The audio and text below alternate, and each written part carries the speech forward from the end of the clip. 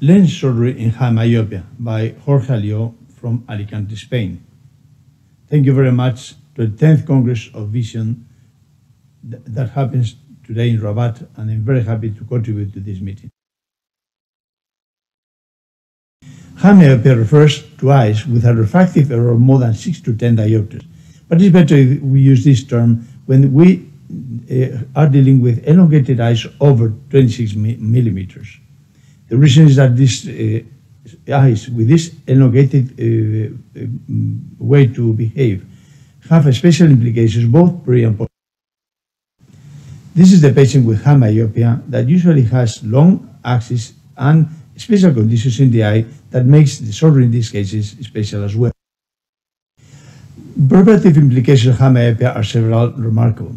First, mice have an earlier cataract development, and it has been estimated that every 10 diopters of myopia, the eye becomes 10 years older chronologically than an actually normal eye. Conversely, cataract surgery is usually performed in younger ages, and myopic refractive lens exchange on top of that is becoming more and more popular, with a relevant role of the vitreous as far as the presence of node of PVD makes a direct impact in the postoperative risk of retinal detachment, and also there is a role of peripheral retinal lesions predisposing to retinal detachment as well in these elongated eyes. You need a special preoperative informed consent in high myopia. There is an increased risk of retinal problems, retinal detachment and maculopathy, and also residual ametropia in spite of a perfect surgery. Visual function is affected, especially contrast sensitivity, macular function, and the patient can be amplified. All these factors can affect the postoperative visual recovery, and even with perfect surgery, the visual outcome cannot be normal sometimes. What is the target postoperative refraction? This is important to be nominated in the informed consent as far as there is a lack of accommodation of presbyopic lenses. In these cases, makes restoration of near vision performance without glasses difficult and in many cases. And you have to remember to the patient that usually the surgery should be bilateral due to postoperative anisometropia that you will induce in operating only one eye. The calculation of the intraocular lens involves the biometry and the formulas. Posterior staphyloma and poor fixation affects the biometry. Classic formulas fail to estimate properly the postoperative effective lens position, leading to a hyperopic shift, and this is why you need some adjustments that the Wong cuts. In this paper, the formulas were estimated, and the comparison among the most popular was performed. And this paper of Kane, it was demonstrated that Paris Universal 2 showed to be superior to the others in axial lenses of more than 22, and especially if you are dealing with patients over 26 millimeters. Sixth-generation formulas do not require the Wong-Cox adjustment.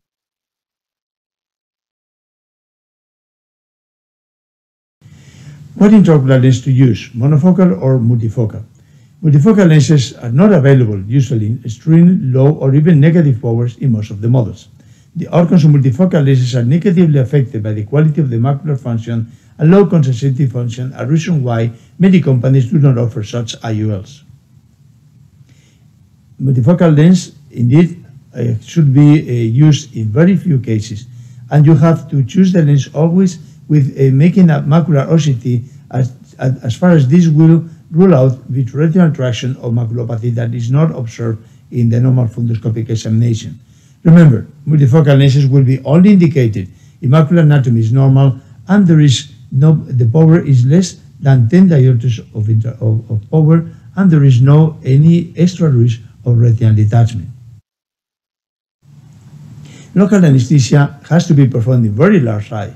The orbit is very full of this eye, and there is a risk of ocular perforation. So peribulbar anesthesia is preferred, and an expert professional should perform this peribulbar anesthesia always.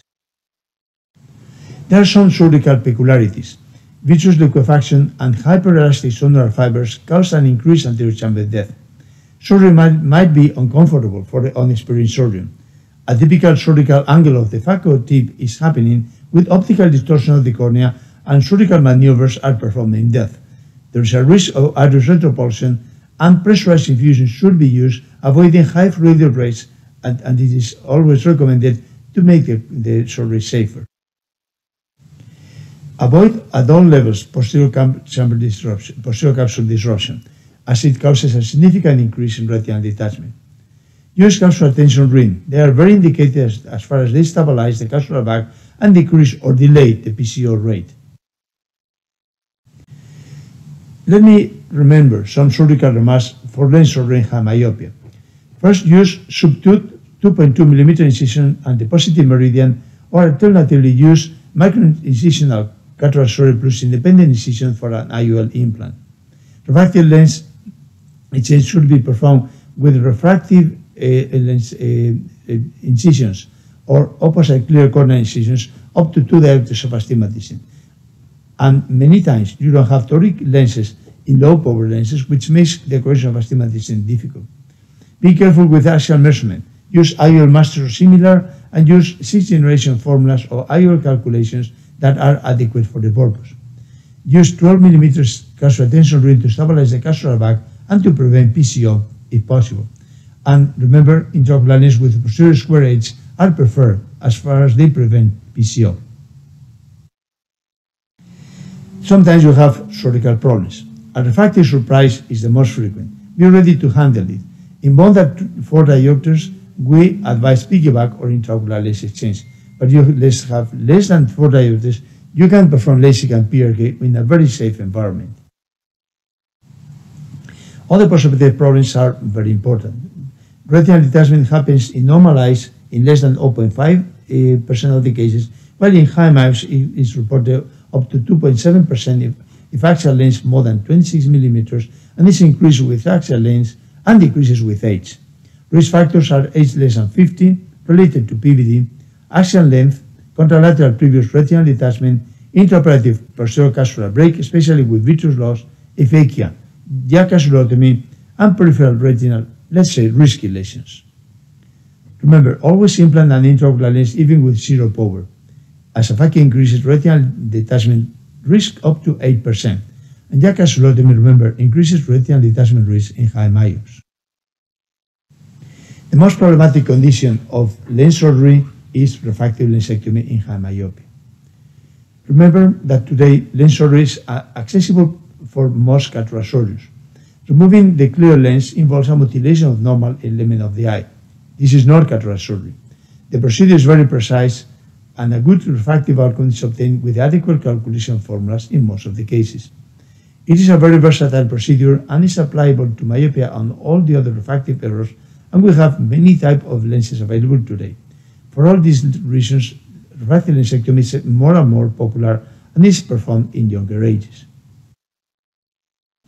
This is our algorithm for the indication of refractive surgery using refractive lens exchange.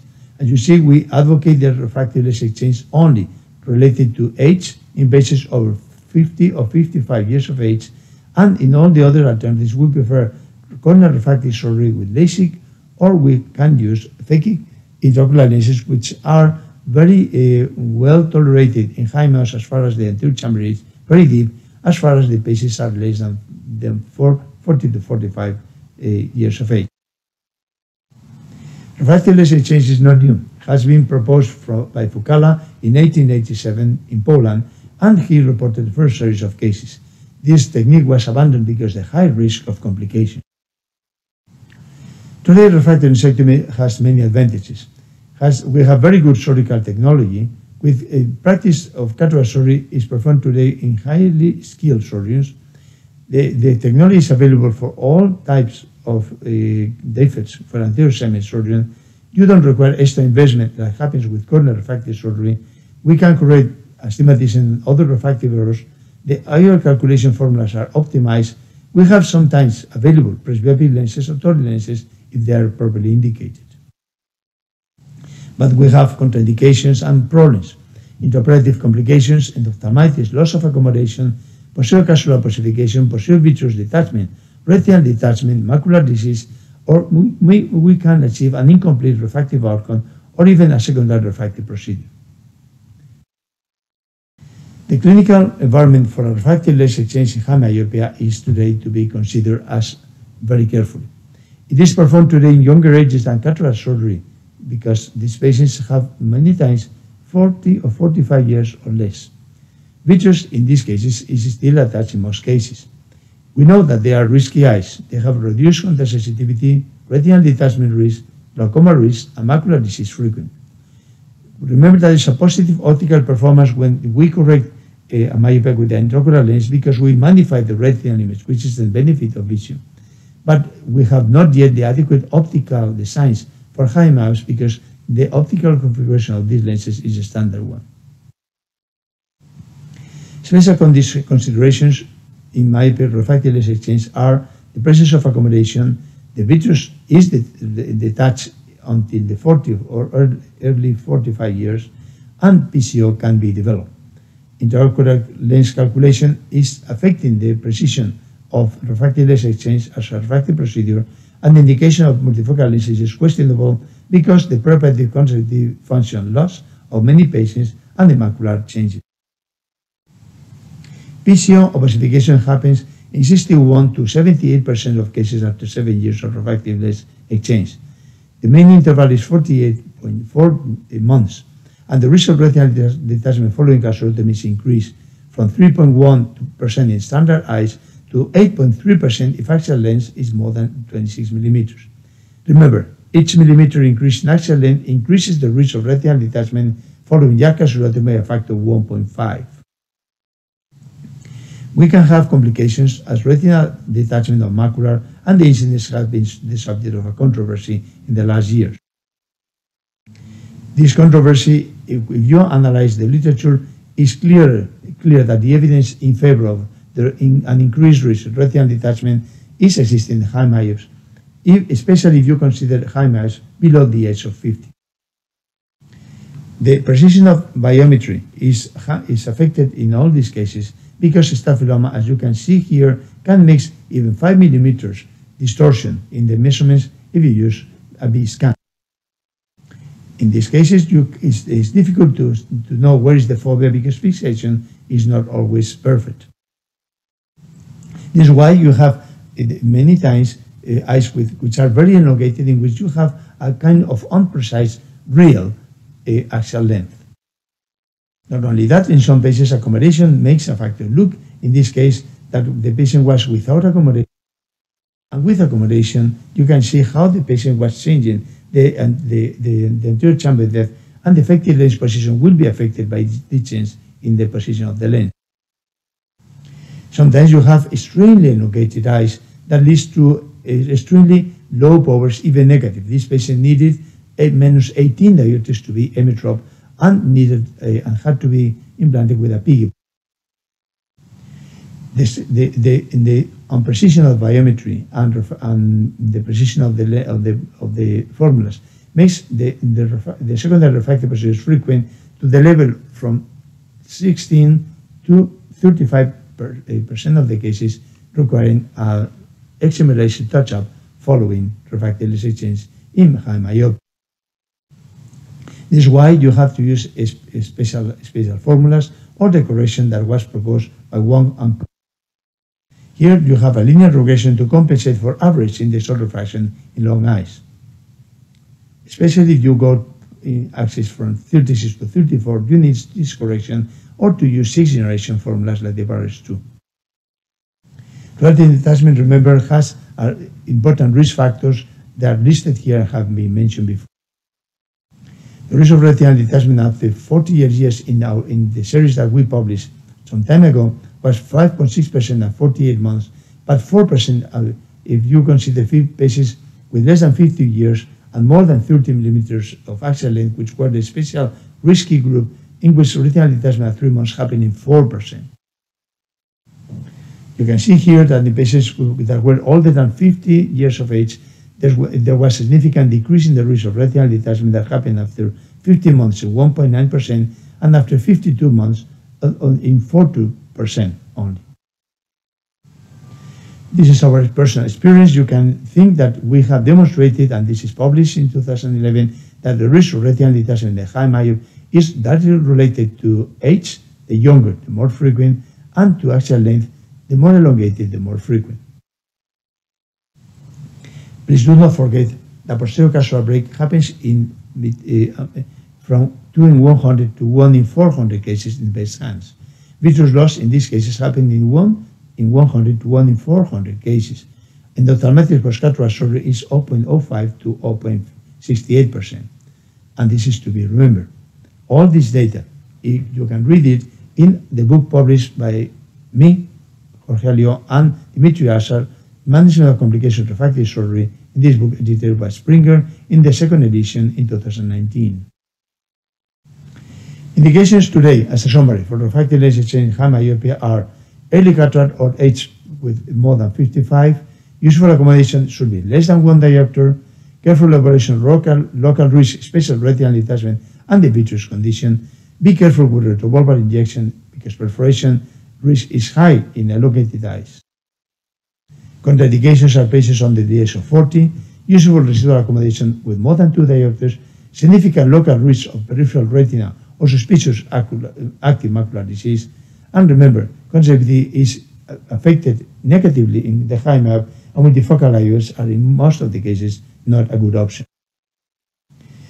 I want to remember that we have this online course for all of you on refractive corneal lens surgery offered by the University of Miguel Hernández in Spain. You can visit this webpage and to see how you can register in this course that offers to you 270 hours of teaching activities with multimedia. And I thank you very much for your very kind attention and the honor to be today in Rabat showing to you this presentation. Thanks a lot.